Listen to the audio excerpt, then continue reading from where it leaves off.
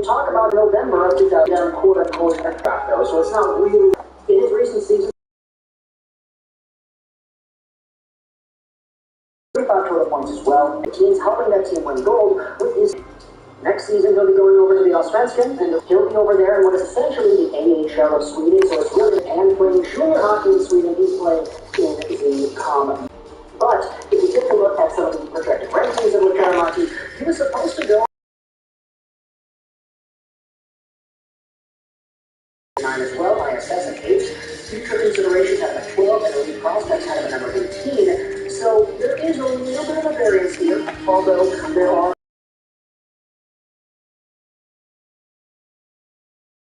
by some people that are important in the Canucks organization. Jim Rutherford said that the Vancouver Canucks have the Karamaki a lot higher up on their list. He can be an impact player. He can score. We will watch him properly. Mikhail Samuelsson will watch over his development. We are very happy with the pick. And so, you know what? I really like that, by the way. Mikhail Samuelsson, this is a guy that was one of the best Vancouver Canucks snipers in the late 2010s. If only this guy was healthy for the Stanley Cup Finals. 30-goal seasons for Vancouver, no biggie. 20-goal seasons, no biggie. Mikhail Samuelsson was an absolute beast. And he's the guy who's going to be watching over the Karamaki and his development. By the way, Detroit fans, I know you're watching this video here too because we're talking about your team this one. Yeah, Mikhail Samuelsson, he works for the Canucks. It's really nice to see him do all the things that he is doing and actually have that influence. Here's what Corey Cronin of The Athletic said about the Canucks picking the Karamaki at 15. Need for more centers and defensemen in the pipeline. There was too much talent to ignore in this player. He projects as a top 6 winger who can be a major presence on the power play for them too. This is where we go over into the more interesting parts of the video. Let's check out an article on The Athletic. NHL draft experts weigh in.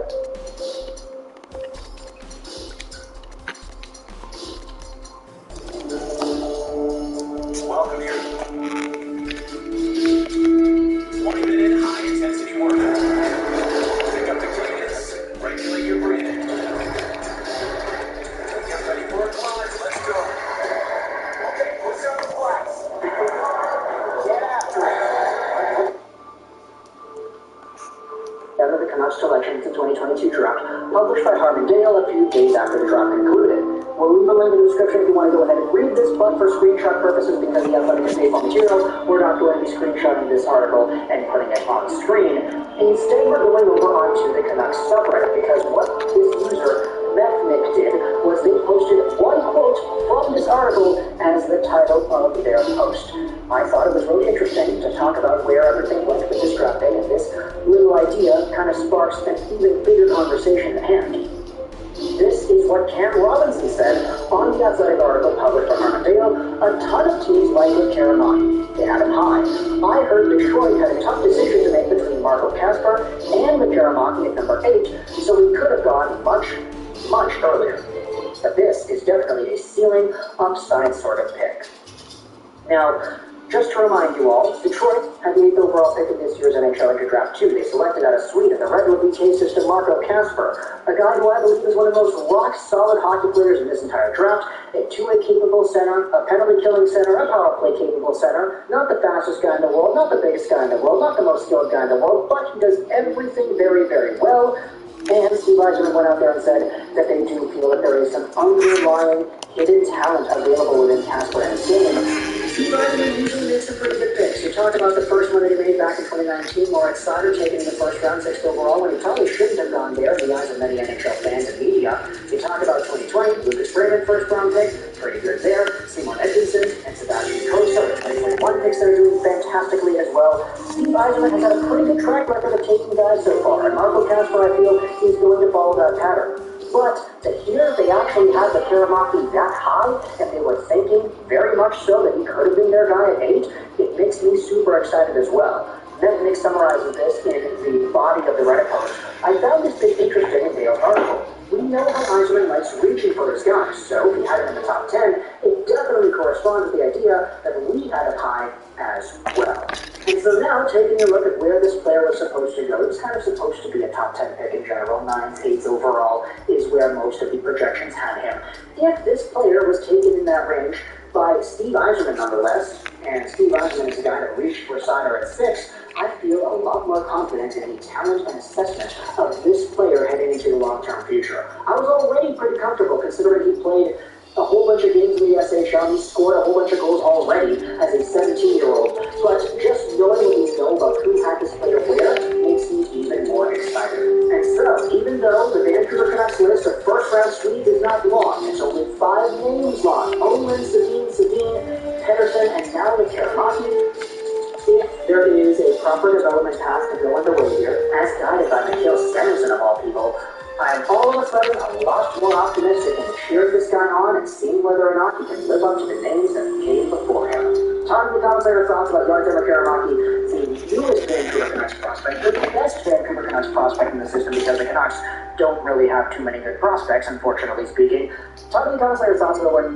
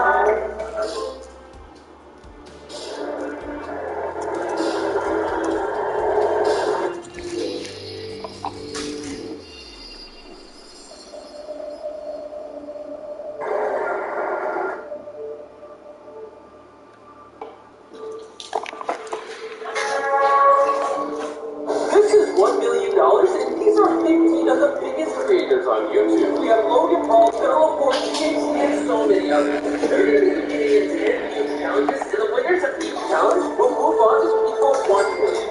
And for our first challenge, we have an Olympic sprinter. Whichever one of you touches it first moves on. Go for it. I'm gonna get you, baby. Like I said before, there's only 10 spots in the next video. There's 15 of them. Slow down now, brother. Whoever touches it first gets the first spot. Oh, yeah. Look at that. I'm gonna get you. Oh. Wow, that was quick. For the second challenge, you take the move on. More baby things out. Wow.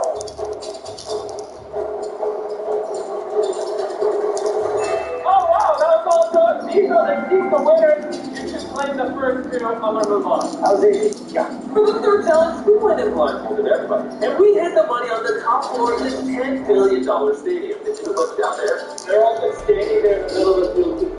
You can all remove your blindfolds. The $1 million is somewhere in the stadium. First one to touch it was up. I don't see it anywhere, dude. It's still a little boring. Only 6 have started school. I'm on the 3rd level. Hello? $1 million? It's gotta be on me floor. I was thinking it went higher. We'll circle the top floor. Been fun. Look at all this. So much to explore. What's going on? Let's go up. Where is he? The cameras are here. It's gotta be something. There's a camera over here.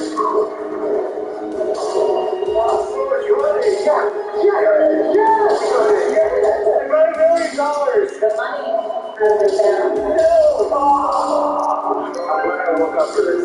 Next up are our remaining contestants and our 3 winners in the evening theater, which is right beside the stadium. This next challenge in trivia is pretty simple. I have one question. What is the total subscriber count of all 15 people invited plus me? I'm starting a 60-second timer. Good luck. I have seen everybody's channels, but I actually don't know how many subscribers everybody has. I'm not single out, yes, because I have 67 subscribers now. Well, simple arithmetic. Preston, what do you want? No, I can 20. Look, and Logan, how many do you have? 23. 23. Stop that! I think you just did 20. I'm going to tell you. I have 8.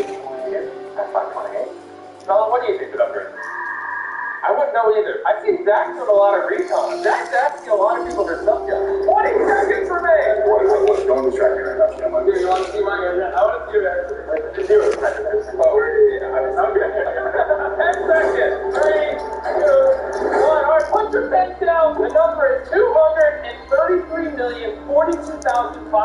20 everyone subscribed. Wow. He gets it, bro. No one was even close to see it. Alright, congratulations, guys.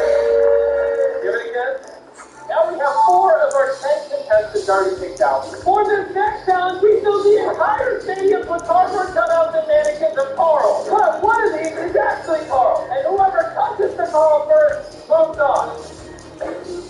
You can go. Wait, my Carl! No! Oh my God! They're on it! They're on it! Carl! It's so freaky! There are so many Carls, they can't find them. I'm gonna find you, Carl! Why are you making so realistic? Looking for Carl, around 6 foot tall. If I had to guess, I have a feeling Bella's going to this one. Wait, no, he was on the right track. Can't believe that. Nope. Oh my God! And that's the Chandler! Oh my God. Congratulations, you found it. I was always going to go back. You're right there. I was literally on the right floor. So far, we have half of our 10 contestants picked out. And if I was one of you 10, I would start to get a little nervous. The second half's when I turn it on. I said word in a very long time. Leave me alone. Hey, are you even in this competition? I'm trying. I'm trying. We have custom-made goals of each one of you that we're going to put into this can. And if you look out there, you'll see a giant card. Whoever lives closest to the middle wins. Here is your custom-made goal. Don't move. I think this is a good game goal. Wow. That was actually not bad. Who's next? I'm calling the Pacific Coast, so she's going to stand on that. This is called friendship. Wait, that's actually really good. That might be worse. I'm not gonna lie. All 3 shots have made it on the target. They're much better at shooting goals than I thought. You don't want to go too little or too hot, right? It's about finding the sweet spot. We can mix playing when it's not the dude. Oh, okay. Oh, wow.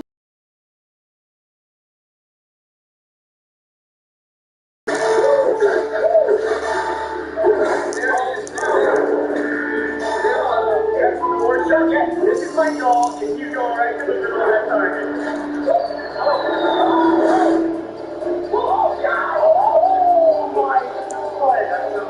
Boy, I actually don't know who's in the lead now. Everyone knows this is the most accurate way of measuring. She's a thumb and a pinky away. You're a little bit more than a thumb and a pinky away.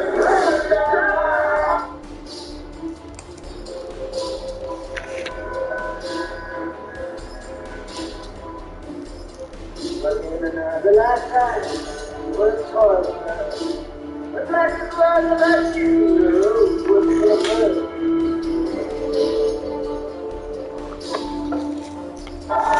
And for this next competition, these 9 creators are going head-to-head in a talent show with Dr. Phil as the judge. The contestants keep asking, do you have any idea what you've done? So I throw up, and we're going to go good. Mr. Doctor, it's a pleasure to meet you today. How are you? I'm better now that I'm hanging out with you. Let's see their talent. I'm coming, to you, Doctor. Where'd it go? This is very dangerous. Come on. My finger!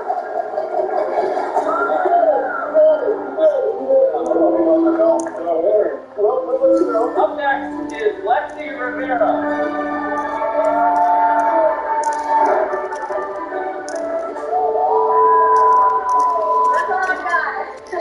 What do you mean that's smaller than God? I think that's impressive. As the talent show went on, it became clear that some contestants had more talent than others. 3.14. What do you call late night talk show those lost balance? Jimmy Fallon.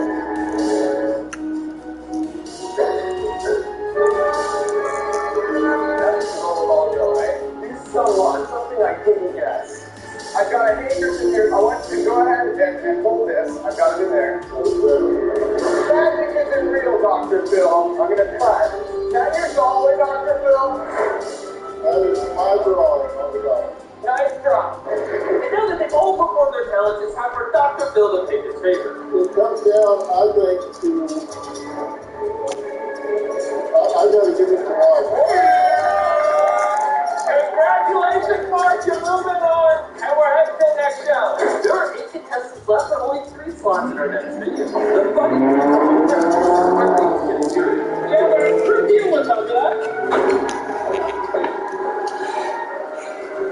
Whoever flushes a toilet and comes back here first wins. They are so fast. Did he say the entire freaking video? I don't think they realized that they could have just flushed this toilet. Head upstairs. The further I go, the better chance I have. What kind of a challenge is this? I see Ryan over there. I hope they're having fun though, looking for, a toilet. Hopefully not. No! Wait!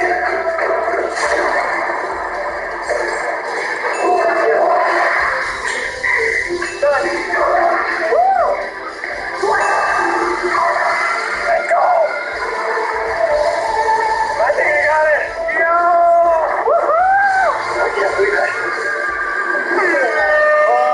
Congratulations, Zach, you're the best.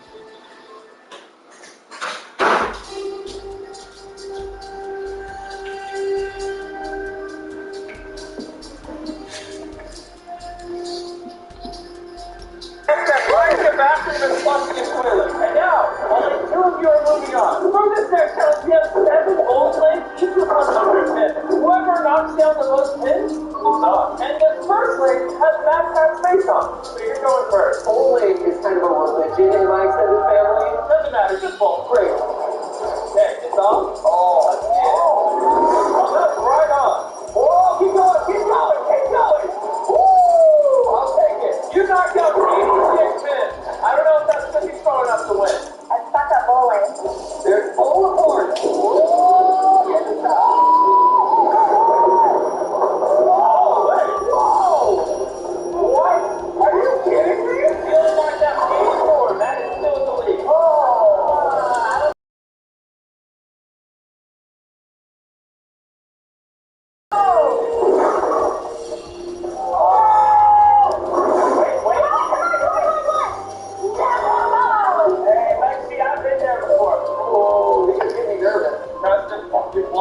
the challenges. Is he better than that, Pat?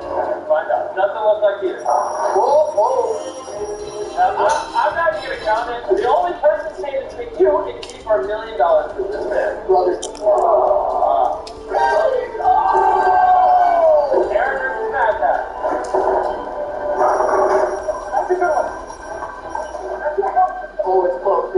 It's close. I'm gonna give a precise count. 14, 15, 16, 17, Mad Pat. Nice win.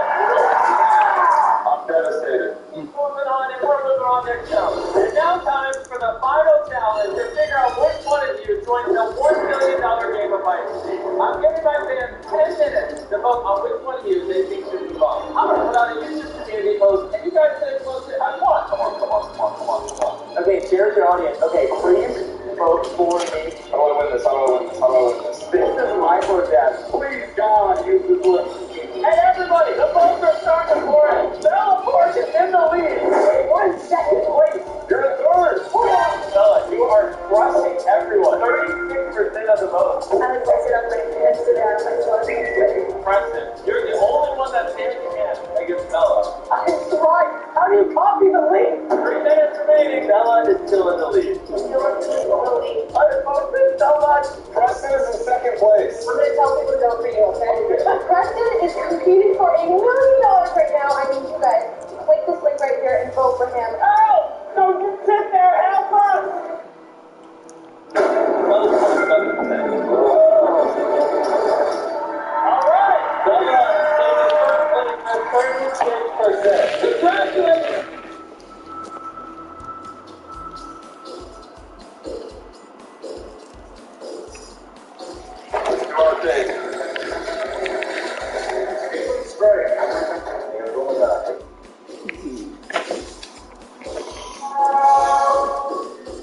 This is the largest stadium in the world and inside of the 10 biggest creators on YouTube. This is $1 million and whichever one of them I find last keeps it. I'm going to count to 100. Go high. See you later, Frank.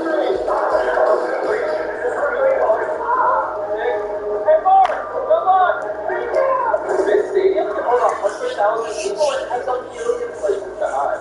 51, 52, definitely have to count to 100. We need more time, Judy. 3, 2, 1. $1 million for your fans. Good luck. If I'm making this video, I found that a bunch of YouTubers that have a bunch of crazy talent. There's 10 people competing here with winners of those talents, so let's go left. Never really question.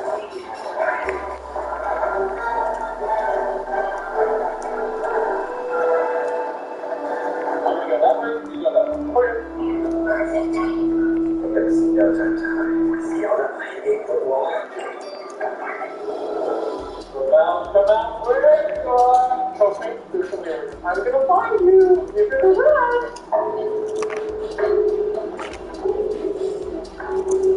It's not. If they're in here, they want you. It's supposed to go back. Jimmy, I've been looking for like a year, I think, and I still haven't found anybody. Why not take giant pictures for this stuff? We did 3 laps of the stadium and found nothing. I feel like this game could take forever, but sometimes you can get lucky. Step to the perfect hiding spot. Hop up to the top and climb in. It's the perfect hiding spot. Perfect. And while that part was fun in a trash can, we got him. You're not some trash worker. No! Trash worker! Yes, I found someone! Attention, everybody! Mad Pat is officially out. Look at my face. No, man. The other guy's like 40 feet away from the clear. I searched up the floor roof and found nobody. I literally have no idea where they're hiding. Gee, there are cars in the building. There may be somebody hiding in there. You're right. It's someone's missing. No way. I was just to do it. Better do it myself. Back out areas, beverages.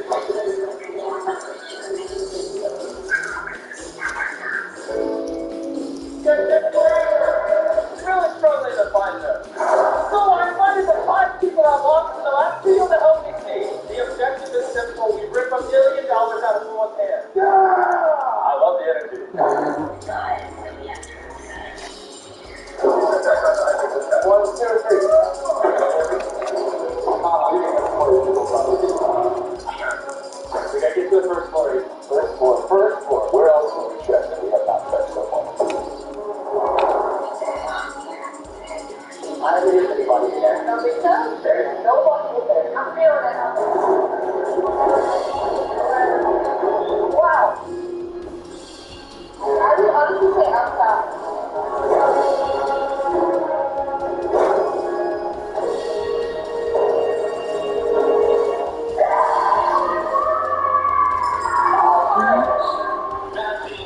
one second. Oh, somebody. I'm so sorry. No, I'm so sorry. You'll get to this process. But before I can go on the field to eliminate DHC, Carl and Nolan noticed something interesting. What is this worker working on? We're living in Carlisle. We're still working. What's a little bit suspicious? Who is it?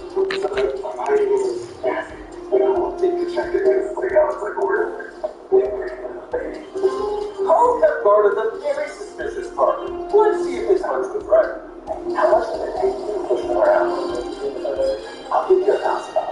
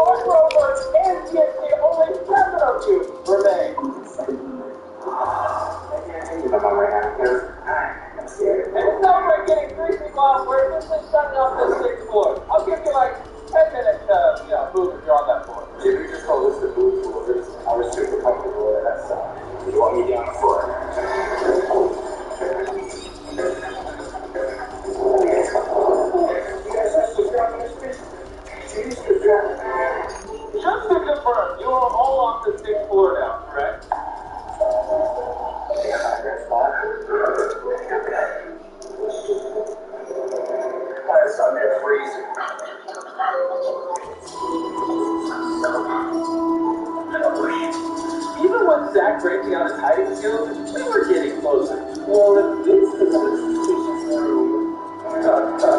If I were them, I would just be blocking these guys and distract away from them. The mob.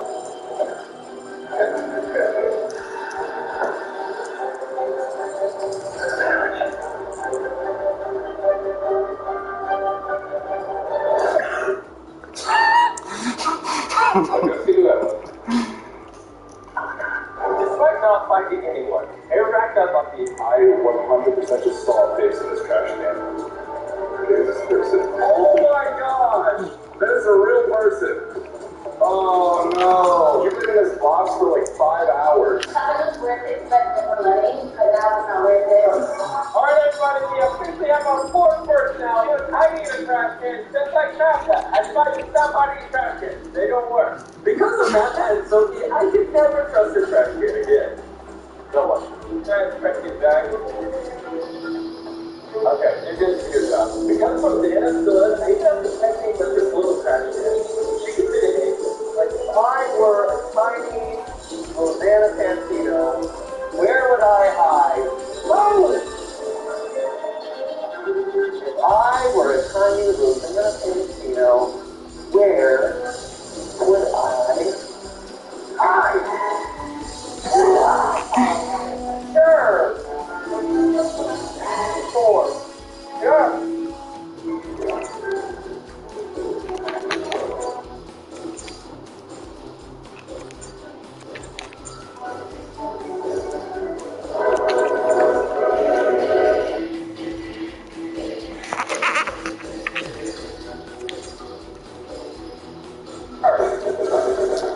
It has been another 2 hours since we found it, and I was tempted to make the circle smaller again. But right before I could do that, I stumbled across one more person. If I were to hide anywhere, it would be this room. Wait a minute.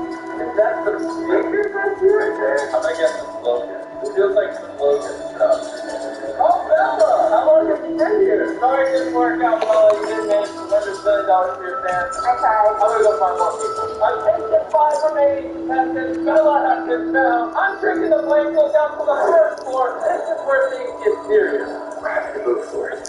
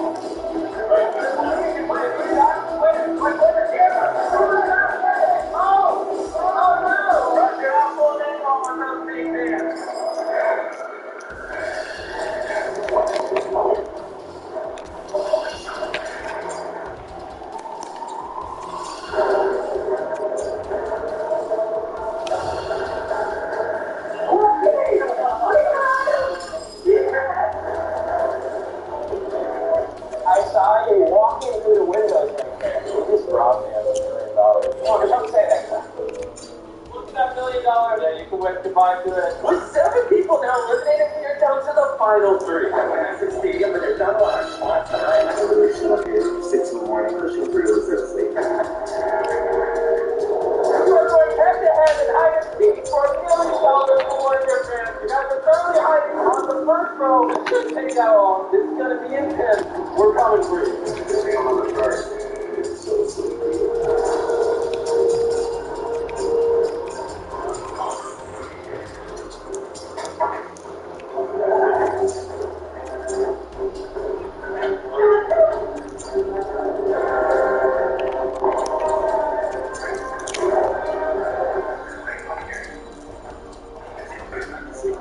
With Zach, Lorraine, and Logan and only one floor left, there's nowhere for them to hide forever. We're able to scour every inch of this place, including the trash can. It's just a matter of time. The real race is who will we find first. Black dots I drop in. Oh my god. It's freezing in this freezer. Go figure. There's some spots in here.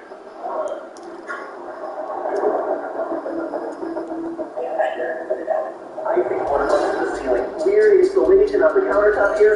Weird giant handprint. Well, yeah, look.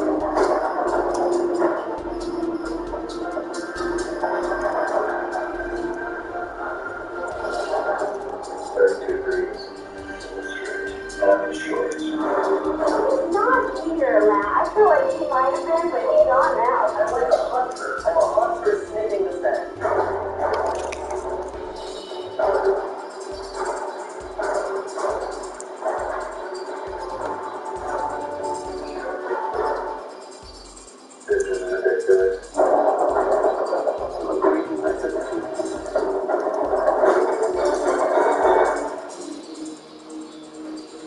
There he is. Turns out the freezer was too much for Logan, and we heard him get out. And we literally found him 1 minute before that.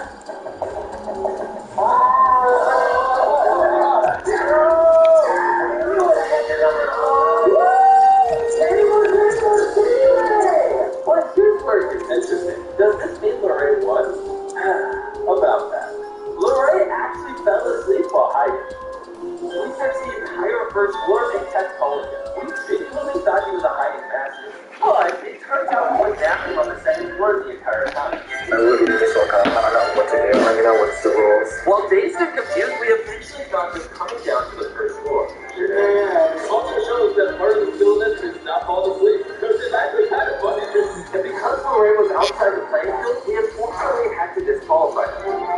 Which means by technicality, well earned, there is a winner. I say it again. You know what? That's for real? Guys, are you?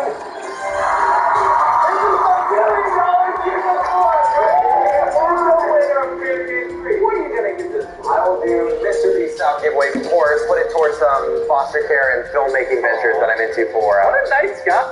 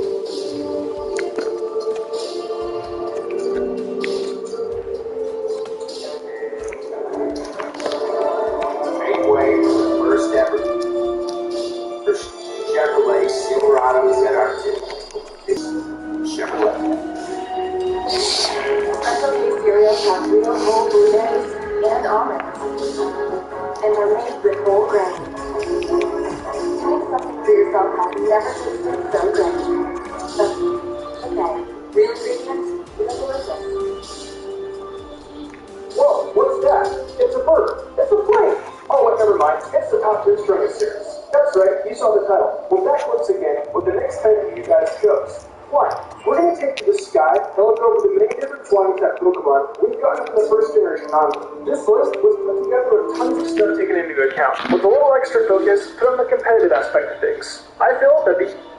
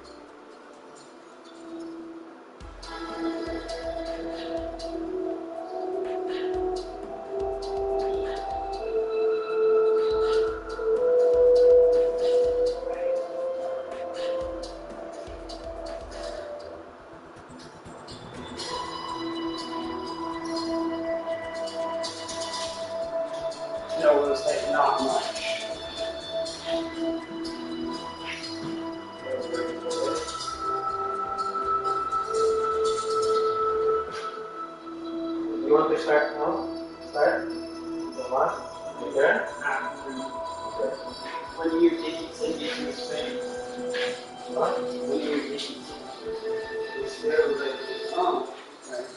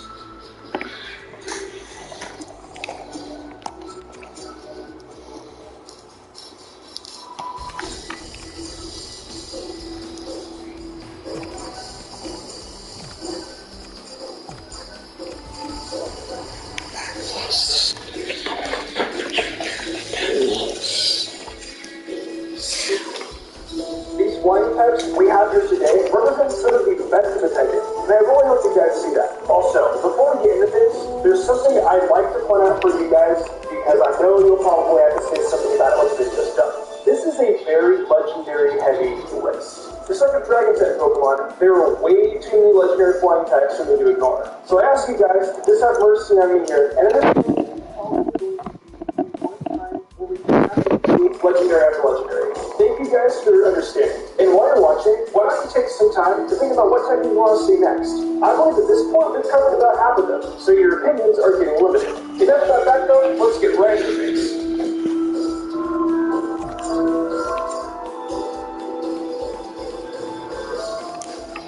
So we're going to be opening this top 10 up with our only 8th gen Pokemon, the almighty Corviknight. It's a great defensive Pokemon thanks to its Steel Flying typing. It's got base 1-5 defense as well, so it can take a hit if needed. It's got a very reliable recovery as well in Roost, and is one of the few Steel types with reliable recovery. Corviknight is a very reliable and versatile Pokemon. One of its best sets utilizes that defense stat with Iron Defense and Body Press. The best part about Corviknight though is definitely its Gigantamax form, which looks like D5 on steroids while also doing great damage. All in all, Corviknight definitely deserves the number 10 spot on this list.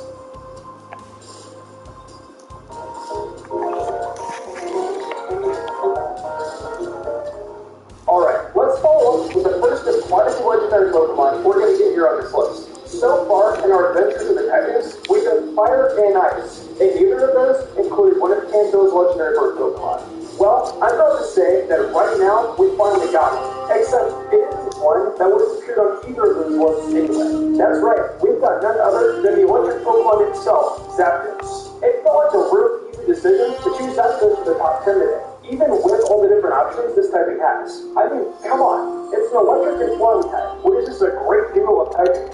You have no weaknesses coming from the electric typing, and that typing also helps take away a flying type weakness. Zapdos has very nice special attack and speed, with 125 in the former and 100 in the latter. And its other stats are a bit balanced too, which is nice. Defensively, it's all right, with 85 physical and 90 special, and its HP is base 92. All in all, when it comes to stats, Zapdos is a really solid Pokemon. Zapdos secures its spot on the list due to its very versatile move pool, both offensively and as a support. Some forms of moves include Heat Wave, which includes spinning up ice types, while also being able to pick up with ground types. U-turn is a great form of damage and momentum. And defog can be used for hazard removal, and Roost can also be a great form of recovery. That being said, we can't deny that fantastic electric stat with moves like Discharge, Thunderbolt, and Volt Switch. With these factors in mind, it shows that Zapdos is close to the test of time and rightfully belongs at the number 9 slot.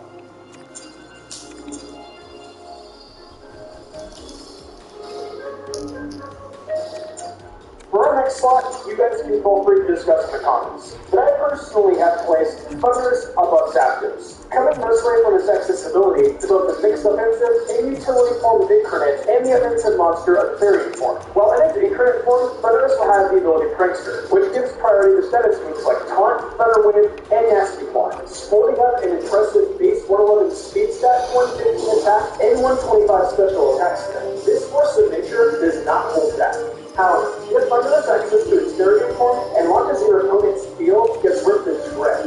At the sacrifice of 10 points in speed and attack, goes with the special attack, with an impressive 145 special attack stat. Combine that with the sheer amount of coverage Thunderous can provide your team. We're talking the obvious Thunderbolt and Volt Switch, we're looking at Flash Cannon, Dark Pulse, Focus Blast, Grass Knot, Need I Say More? It would be a crime not to put this beast on this list, and that is why it is a number 8.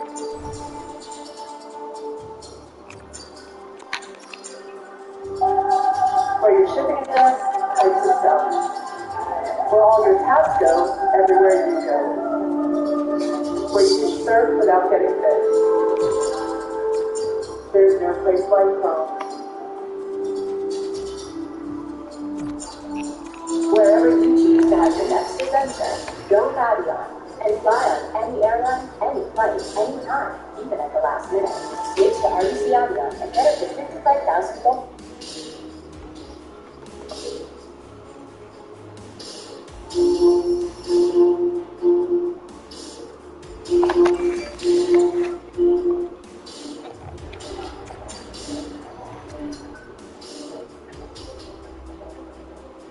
Lucky number 7 coming right up, and there is no Pokemon on this list that represents that better than the sky form of the Gratitude Pokemon, Shaman. By first obtaining Shaman and using a very special flower on it, Shaman will transform into its flying type sky form, and with it comes a change in stats and abilities. Upon transformation, Shaman makes a drastic change in stats, from the versatile base 100 in all stats to our defensive goes down to 75, and distributed into 50 points in the 127 speed, 103 attack, and 120 special attack, while it's also turning out its ability natural cure, Mystery and Grace, which doubles the chance of any side effect to happen.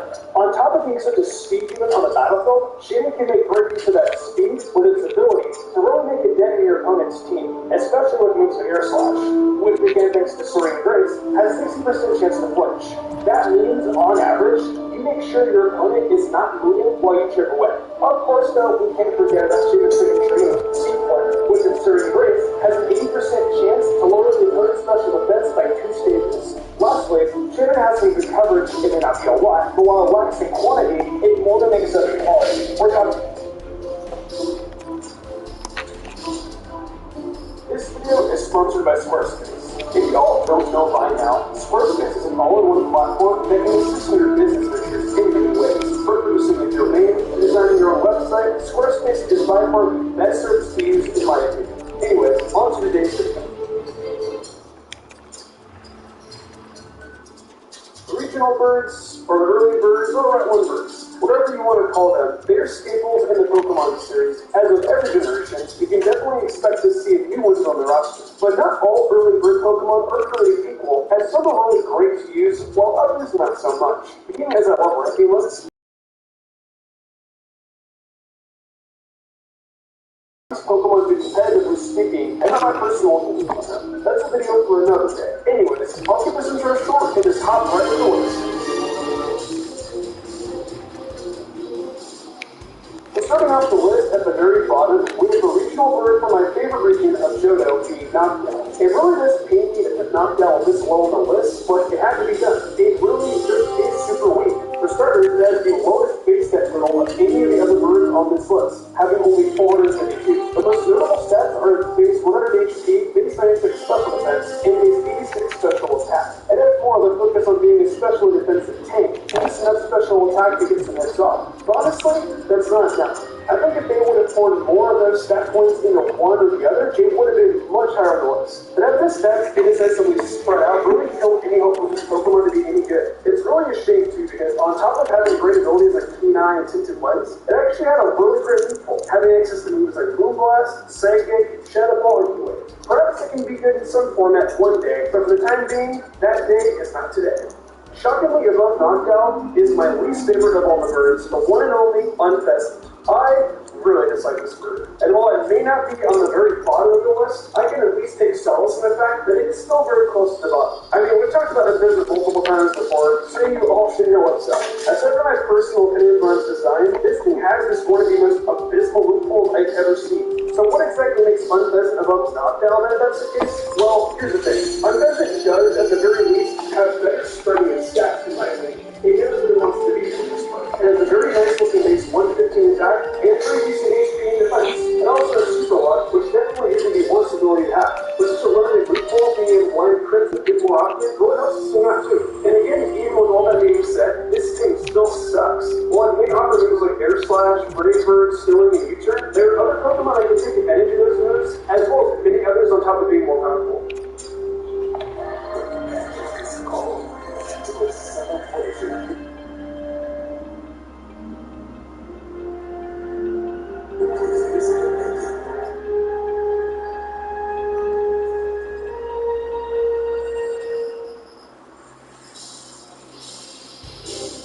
Just shy of the halfway mark, we implemented the newest additions to this current Pokemon, being Alola's very own Toucan. So I just have to say, I love this thing. It may just look like a angry Toucan, but come on, it is so cool. Don't worry, I'm not factoring that into the placement. If that was the case, it'd probably be top 3. Anyways, what puts Toucan above the last two is that I find its stats and abilities to be more impressive than the others. First, looking at the stats, it has a very impressive base 120 attack stat with well-rounded HP and defensive stats. Unfortunately, it is pretty slow, so that's why you're still seeing it outside the best of the best. It does have some pretty impressive abilities as well. The first being P9, which prevents the loss of accuracy in a Toucan, which isn't bad at all. Then we have Skilling, which definitely seems to be the most popular of the abilities, being able to make sure multi-hit teams hit the maximum number of times.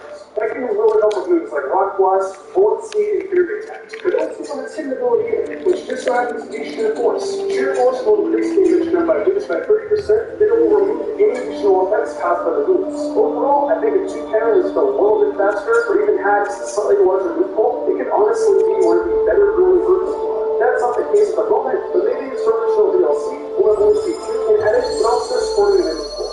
Now, just from the look at the stat total, you might not assume Swallow would do too well. It's got the second lowest base stat total of all the birds, sitting at just 455. However, when you take a look at the stats themselves, it becomes a little bit more clear. And that's with 125 in speed with a respectable 85 in attack and 75 in special attack, making for a fast mix attacker. Now, I will say in more recent games, Swallow still doesn't look at very much. This kind of means it already materialized in Generation 7. But I think that has more to do with people trying out other options instead of it just not being good anymore. It has an okay loophole, but that's really all that can be said about it. Typical moves you can expect to see in Swallow are Brave Bird, Moon Burst, U-Turn, and E-Wing. As for its abilities, we've got the choice between Guts and Scrappy. With Guts, it will multiply Swallow's attack by 1.5 times, so long that it has a status condition. With Scrappy, it would allow Swallow to hit Ghost type Pokemon with either normal or fighting type moves. I'm personally more of a fan of a Swallow with Guts and Flamethrower, but the most popular set includes Twin Specs alongside Scrappy, which I can respect that. I certainly understand why Swallow has fallen from grace, as there are still much better Pokemon out there in the grand scheme of things. But I cannot deny that this early bird Pokemon is literally kind of hurting a Pokemon that can't go up against. That's for sure. I gotta say thank you once again to the sponsor of today's video, Squarespace. Squarespace is definitely one of those platforms that I've seen a lot recently, and it always piques my interest. I've been wanting to build my own website for a while now, as it will be nice to consolidate all of my content across both my channels into one place, as well as give you all a full platform to interact on as well. Squarespace definitely has all the tools to make that possible for me, as it makes it easy to buy a domain, build a website from scratch, and even its own integrated comment section. I just find that all completely amazing. I'm still in the planning phases at the moment, but looking through all of what Squarespace has to offer makes me feel confident that I'll be able to provide you all with something great. And for sure, if you all are interested in using any of these tools to create something yourself, be sure to go to squarespace.com/mystery to get started, as you'll be able to save 10% off your first purchase of the website or domain using code Mystic. In the second half of this list, we've got the OG really good Nintendo. I'm sure some of you expected Big Guy to be even higher than this. And I get it. I saw a little bit of replacement of these last four. So honestly, maybe bullets should be higher on the list. You're valid in your opinion. So Pidgeot may be a bit slower than likes of Swallow, only having 101 in speed. It is a bit more well-rounded, thanks to having 24 more stat points to work with. Having higher health and special defense certainly helps make a decent case for it. Just like with Swallow though, its move pool is nothing special. It's really just what you expect from the first normal bird you've ever seen. Now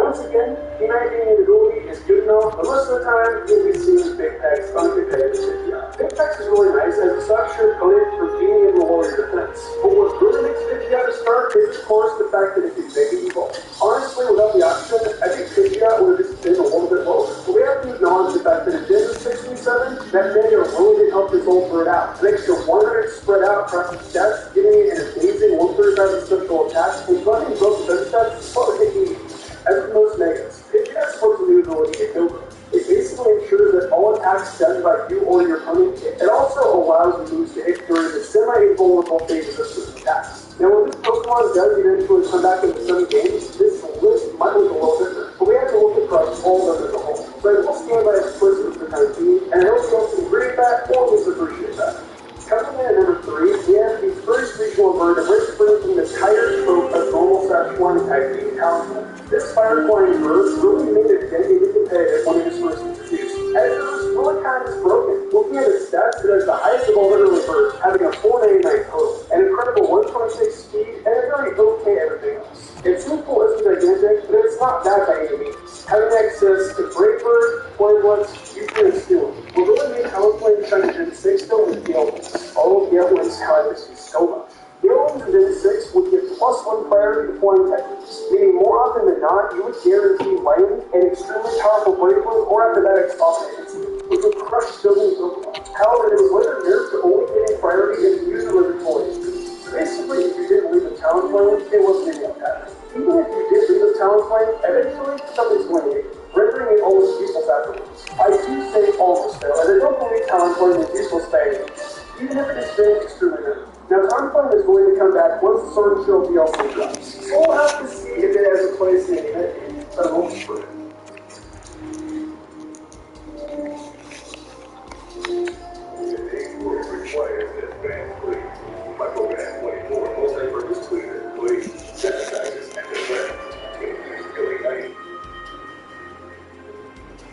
Shy of the number 1 spot, we have the newest addition to the early bird roster being Corviknight. Corviknight is just so good. I know it, you all know it, it's just amazing. It's what Knockdown should have been. Having a solid focus in its HP, defenses, and even a little bit of physical attack. To be fair to Knockdown though, Corviknight was blessed with a 43-point higher base stat total, but it is what it is. In addition to its solid stats, it also has solid technique in flying and speed, only being weak to fire and electric while sporting resistances to almost half of all types and immunities to poison and ground. Devastating and clearly any Pokemon with a skill and flying combination is going to come out amazing.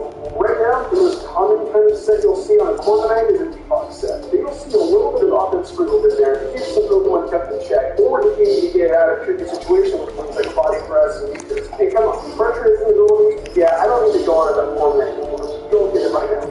So if you've been paying attention, it's no longer a surprise that Staraptor isn't in the 1 spot. What can I say? Staraptor has just been consistently good since its introduction to the series.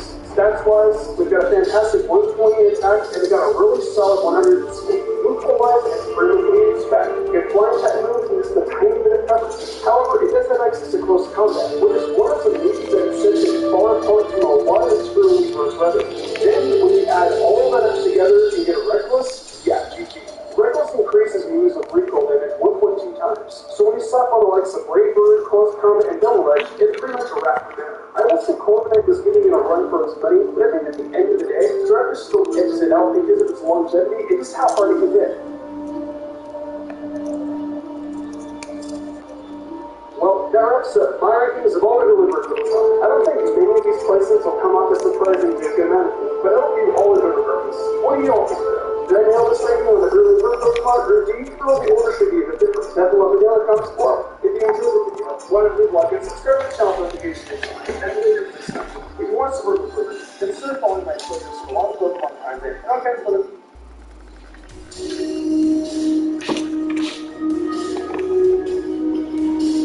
whoa, what's that? It's a bird. It's a plane. Oh, wait.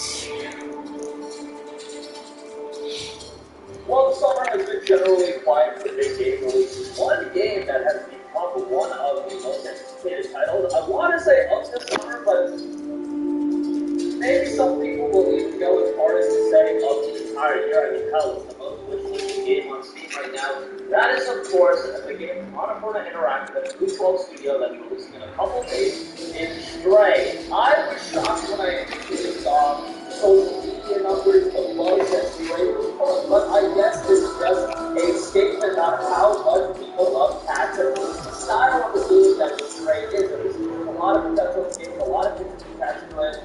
It's going to be released at a budget price point of $29.99, $27 in pre-purchase the game, and also, of course, it really feels like that will be available as a part of the PlayStation Plus subscription, depending on the tier. We're not going to talk about that in a little bit, but want to go over all of the information we know about Stray thus far, and it is a good little bit, so let's get right into it. Okay, so if you head on over to the official page of the game, it knows some information. We're also learning that separated from a family, a stray cat was untangled and 18 mysteries escape a long-renowned cyber city and find their way home. Stray is the third-person cat investigation set of the detailed in-outlet alleys of the same cyber city as a murky environment that is underbelly, both around and high low, preventing an unforeseen threat and solve the mystery of this otherworldly play. The environment is quite the way to be stealthy, minimal, silly, and sometimes as annoying as possible with the strange inhabitants of the mysterious world. Now, obviously, the star of the show is the stray cat. However, along the way, the cat befriends a small flying drone known only as Beach Bubbles that help with his newfound companion. The duo must find a way out. Stray is developed by Blue 12 Studio, a small team from the south of France, mostly made up of cats and a handful of humans, of course.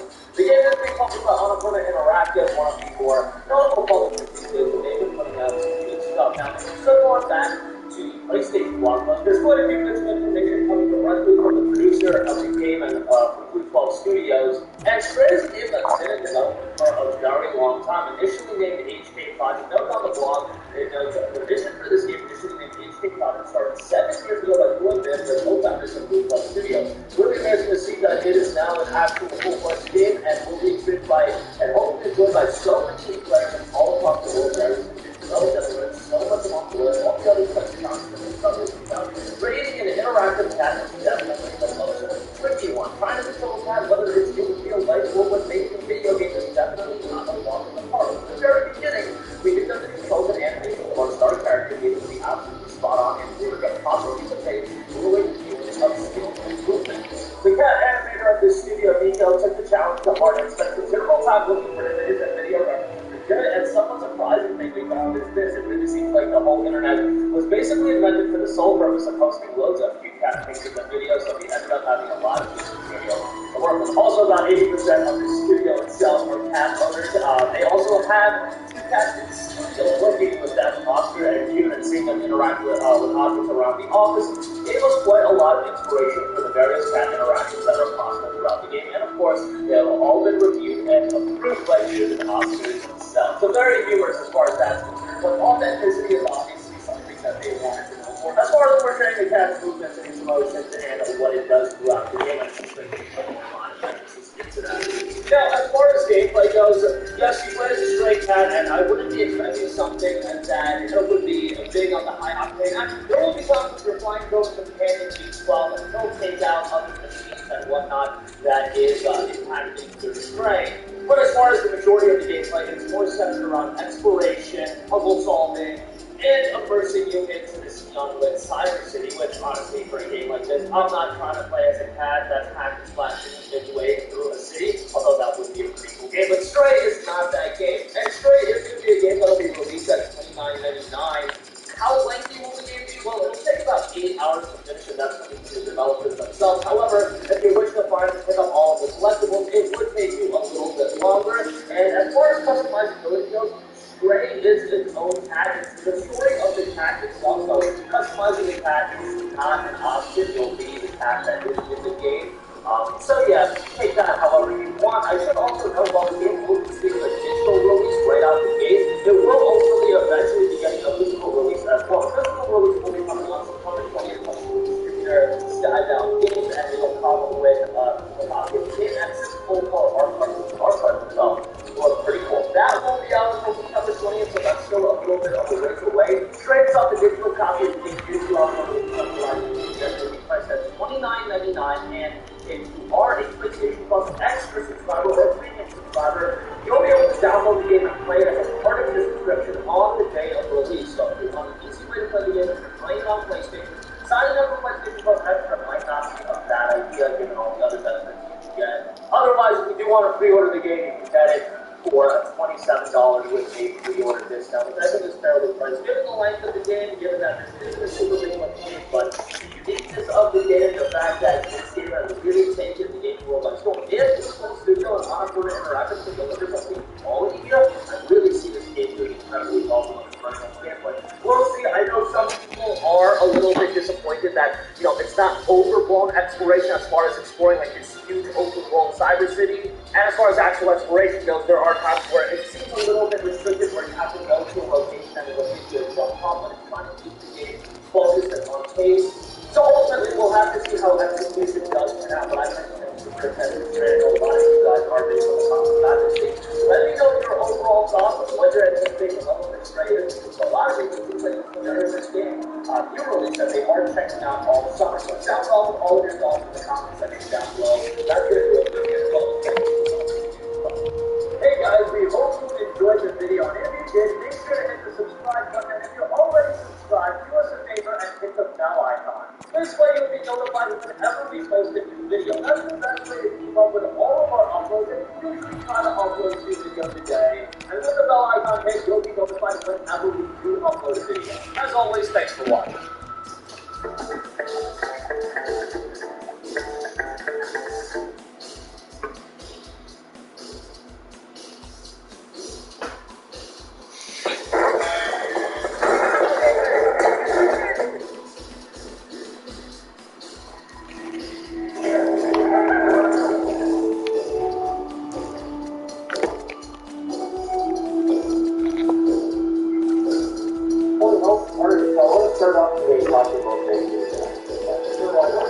I don't think this is their final roster for this upcoming season. I think they just played it with the move. They started something in, but it's a challenge. The biggest challenge right now, they don't have captains.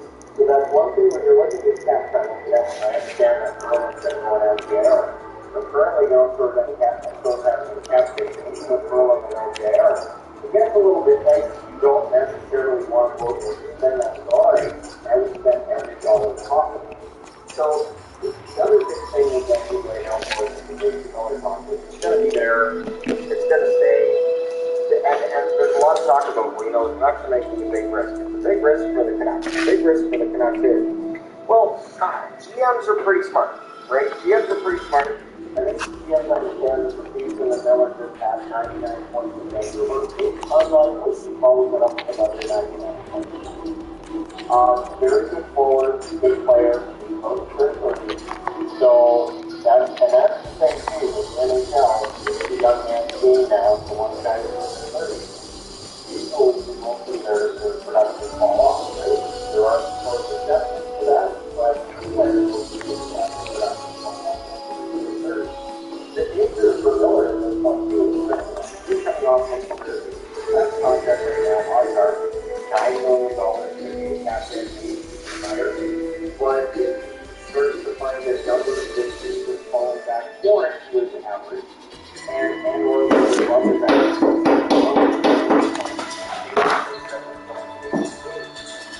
That'll drop the value of that next contract. That might drop the length of the next contract off. So for Miller, he could go.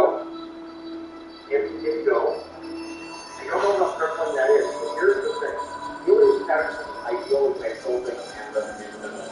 I think there's still a vision on some level that is potentially happening. We know what's going on. It's as tired, well, when you're tired, you can play better on the night. Much like Miller, you can do better in the center than it is. Big part of the reason he has a 99 years is because he's got the middle. So, you know, he's on the wing, but he's not that's fine. Pearson has been really cool. I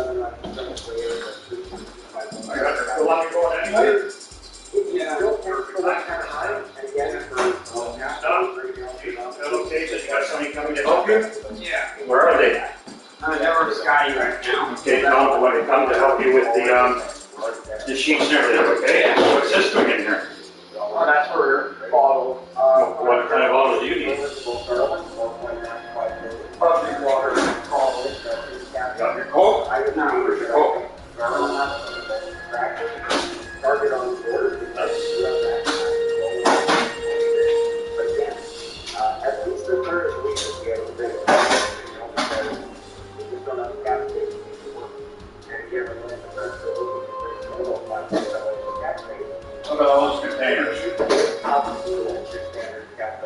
expensive. You know, you're looking to get.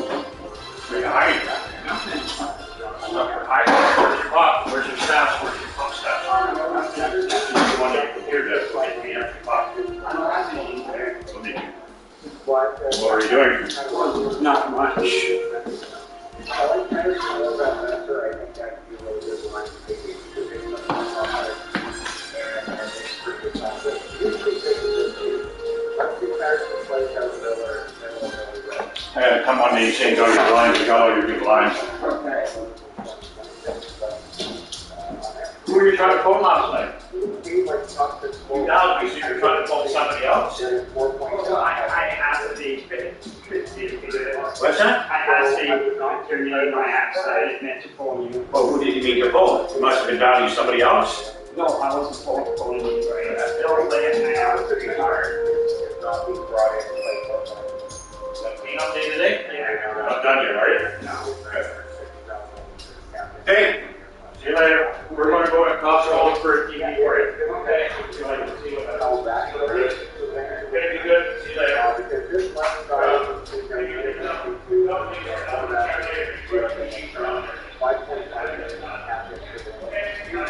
I don't think there's going to be any problem there with the sun.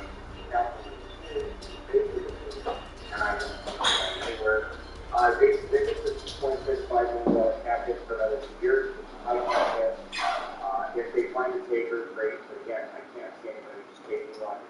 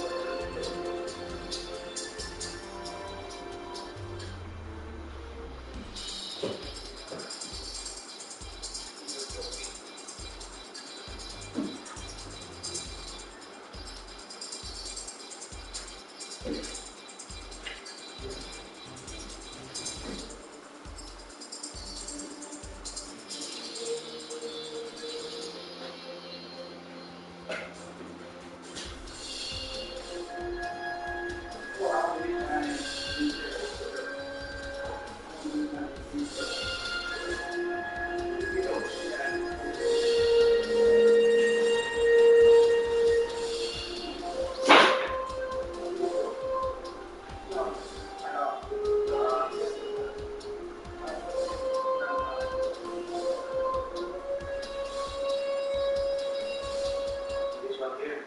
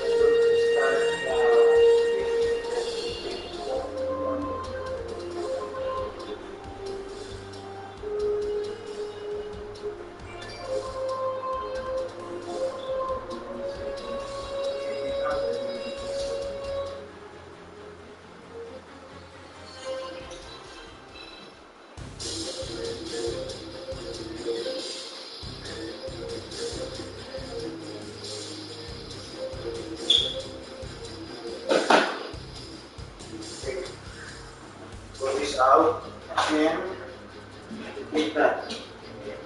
Okay, fold it properly, okay?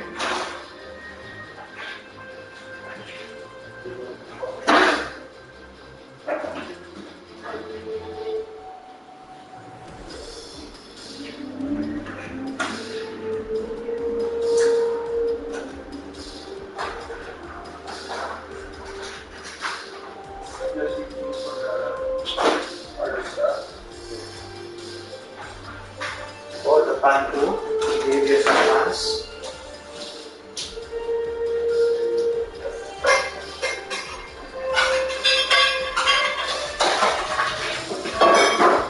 Okay, let's start. Sweep the floor first.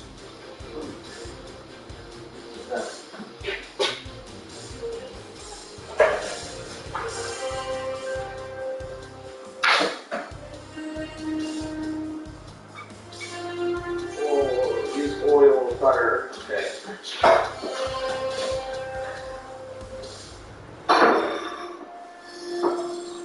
You're supposed to use oil or butter for herbs.